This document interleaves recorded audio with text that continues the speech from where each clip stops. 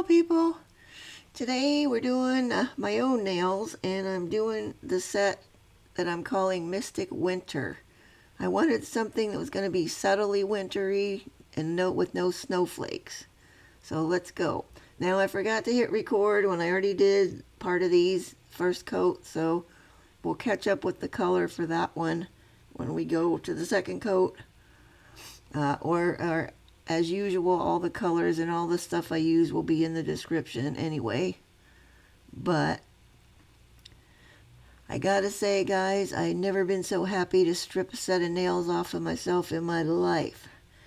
I'm so glad to be have those Christmas ones off of me. I was hating them the whole time.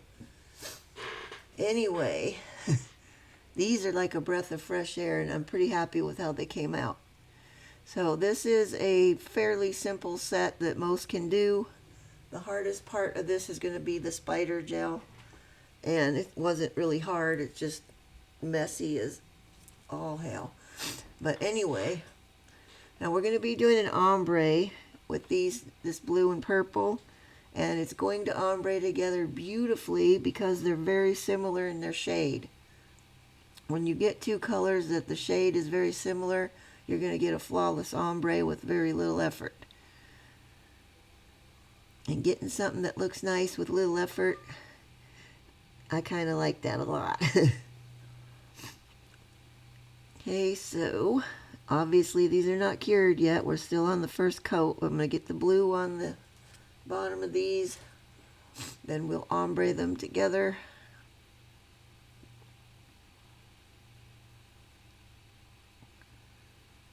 Now I like to make a little bit of a pile up of each of the colors at the line where I'm going to be ombreing, mixing them basically.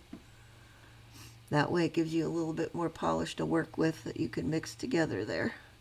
And don't get crazy and make a whole ton of it on there. Sometimes you get a little too much and then it just gets messy. There's a lot of different ways people are doing ombres. This is the way I'm doing it on here. Sometimes I'll do it like a fade with the sponge, but to me that takes a lot more effort because you've got to do several coats to build it up, curing in between each one. Whereas this way I can get my ombre pretty quickly. And as I said, these two are going to blend beautifully together, so it'll be quick and easy. The old ombre brush. And I'm just going to awkwardly do this on my own hand. But we're just going to flick this back and forth at that joining line until we end up getting a blend of those two colors. Now it doesn't have to be perfect.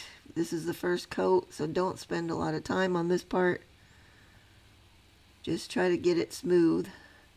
Now see how easily those blended together? It didn't take very long at all. And if you get two colors that are like very opposite, let's say you have black and you have red, that's going to be a lot longer of a blend to get those to ombre together nicely.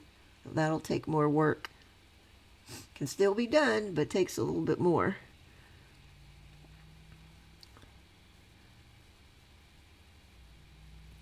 Okay, and once I'm done with this part, it's going to go in the lamp for curing. There we are so far. First coat, in we go.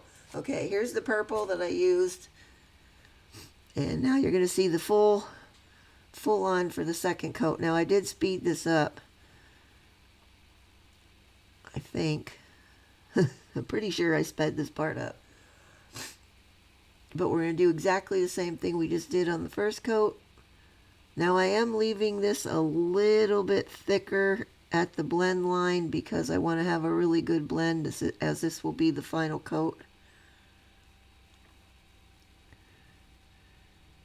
I am really loving my nails being this long. I think they look so much nicer when they're done. And I'm enjoying polishing a longer nail.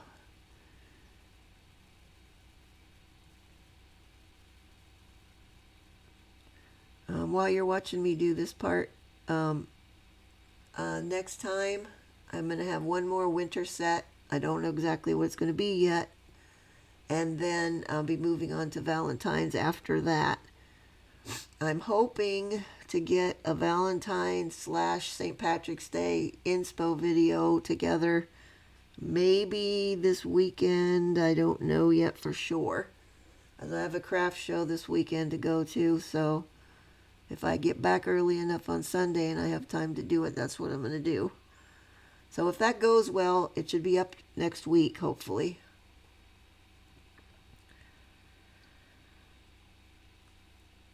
This goes so much faster when I speed the video up. Hey, but you see, it does not taking a whole lot to blend these. As I said, the similar shades blend really nicely together and pretty much flawlessly. On top of which, we're going to be putting a matte top on these, so that will make the ombre even smoother looking. But there we go. Ready to be cured, I think. Okay, they were cured. All right. Moving on to these stickers. These silver stickers. I got these from Allie. I've also seen them on Amazon. I'm sure Temu probably has them as well. They've been around for quite a while. And I finally I don't know, at some point over the summer, I think I just broke down and I finally got them. I had been looking at them for a while and like, oh, I don't know if I want to get them. Not sure what I'm going to do with them, but I finally just did it. On one of my retail therapy sessions, I just decided to just get them. Now, I did wipe my nails down with some alcohol because that purple polish does have a tacky layer, and I did not want to risk the stickers not sticking on nicely. If you guys get these stickers, I will warn you, they're super thin, which is nice for when they're on your nail because they lay nice on there and they stick well.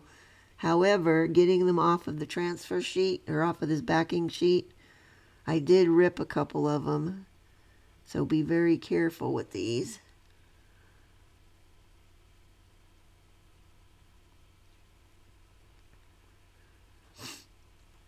I'm just kind of putting them on here and something that I'm hoping looks good. I didn't really have a full-on game plan for how I was going to put these on.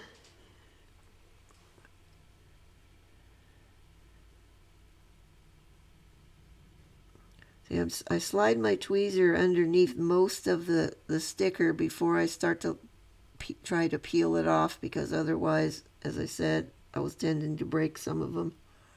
Some of the pointy, you're probably going to see me do it right now. Nope, no, I'm not. Those little, kind of looks like a sun with like rays coming out from it. I broke off several of the rays trying to peel one of those off.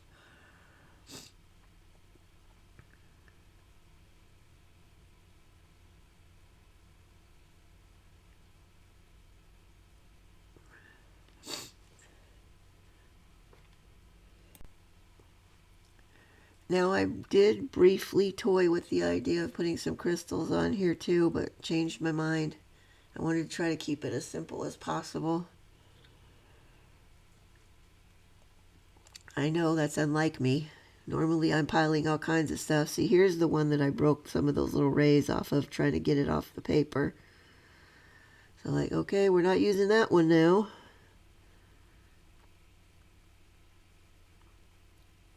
I have seen a couple people that I've seen with dealing with the real thin stickers. I've seen them use an X-Acto knife. See, that one's missing part of the couple of the rays too, but I didn't want to trash a whole nother one. They'll get an X-Acto knife and kind of run that underneath the sticker to get it off the paper, then pick it up with the tweezer. That way you're not pulling it against itself, like, so it can tear. Excuse me too, my nose is a little runny today. Allergies.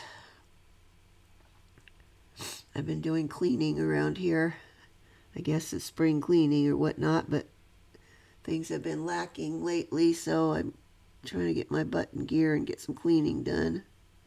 So I've stirred up a lot of dust and whatnot, cat hairs, all that nonsense. I don't know if I told you guys last time, but for Christmas, okay, that's all the stickers are doing there. I'll do the rest of the stickers off camera. Now I'm going to go in and put a layer of my tempered top coat over just the ones that have stickers on them. Anyway, I got my cats for Christmas an exercise wheel. It's just like a giant hamster wheel. And so far, they're the older ones, not so much, but the three youngest ones are on there running on it a lot. Especially little baby Lilith. She really gets going on there. She actually gets going like a gallop going. So I'm just thankful that they're actually playing with it. And it's not going to sit there and just be a dust collector, because I was kind of worried about that. Anyway, moving on. We cured that, and now we have gone to the final top coat, which is going to be matte. And this will go on all of them.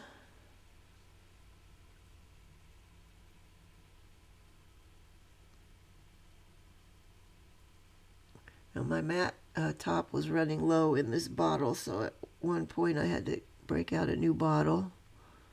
Sorry for my arm. I really try to edit all those arm crossing across there out, but sometimes it goes by so fast I don't see it when I'm doing the edit.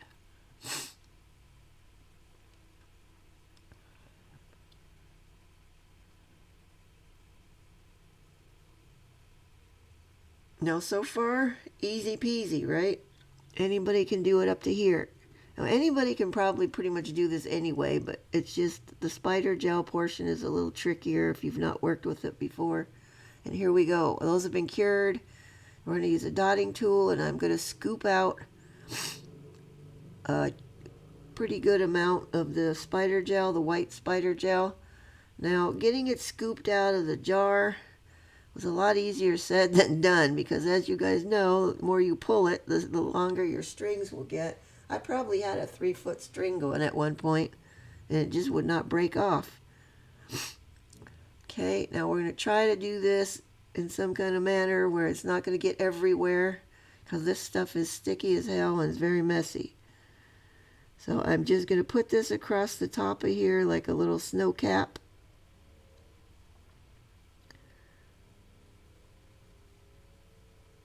And once I get it fairly smoothed out, because I don't want it looking all bumpy and lumpy like that. Once I get that smoothed out somewhat, then we're going to start pulling lines straight down to the bottom.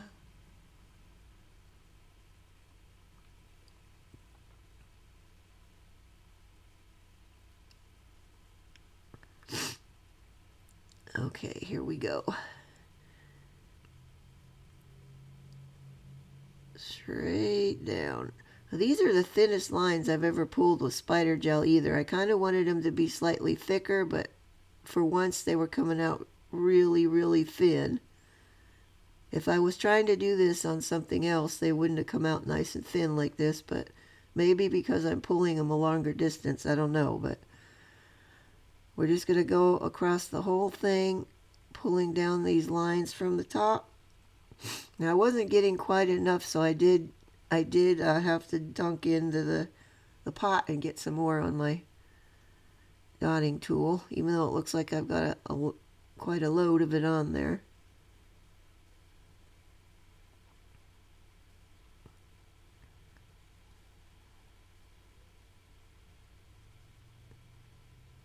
Now I did not come up with this, to be fair, myself. I saw somebody else do this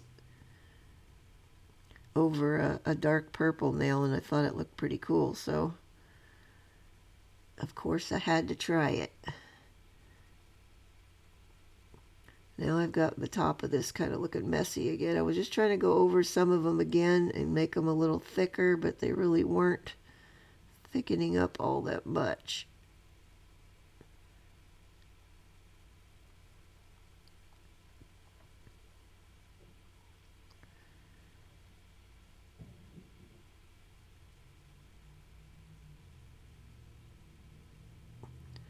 Okay, you can put as many on as you want. I was trying to make them not solid, but you know, kind of a good amount of them going across the whole nail. Now I'm just trying to smooth this stuff out again. When you get it to a point where you're happy with it, then we got to clean off all of that spider gel from my finger. Don't forget this step. I forgot on a couple of nails to clean off the polish off my finger from the ombre, and so I had a mess. I had to scrape it off with my cuticle pusher, so my finger was sore. Okay, don't cure that yet. Now I'm using this embossing powder. We're going to sprinkle this on. I got this from Michael's probably maybe like 8 years ago. I don't know, but I've had it a long time, and you can see, I mean, I use it around this time of the year for nail stuff when I want like sparkly, snowy stuff, because it has, as you can see, a little bit of purple, kind of iridescent purple bits in there with the white. And there we go. Now we cure it. I'm going to cure that for 2 minutes, and then I'm going to use a brush with a little bit stiffer bristles, and I'm going to clean off any of that excess loose glittery stuff on there. And there we have it. Snowy but sparkly, kind of like icicles, but kind of like, I don't know, almost like a frozen waterfall. I don't know. I just thought it looked cool, so I had to try it. Okay, and I did the rest off camera of those, and here we are, the finished set. I think they turned out cool. I really like them. I'm pretty happy with them. I hope you guys like them. Give them a try. They were super easy, fun to do. And they didn't take me for hours either. There we go. Don't pay any attention to my squiddy looking mat there. I really need to give it a good scrub.